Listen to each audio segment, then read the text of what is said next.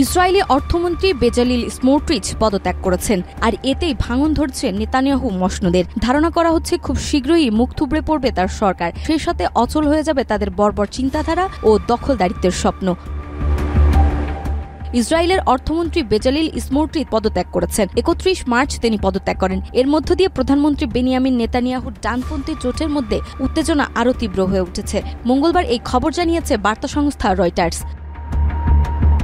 স্মোট্রিচের একজন মুখপাত্র বলেছেন, জাতীয়তাবাদী ধর্মীয় ইহুদি পাওয়ার পার্টির প্রধান ইতামার বেন-গভিরের সরকারের ফিরে আসার পরও মন্ত্রীপদের জন্য অনুরোধের প্রতিবাদে পদত্যাগ করেন অর্থমন্ত্রী।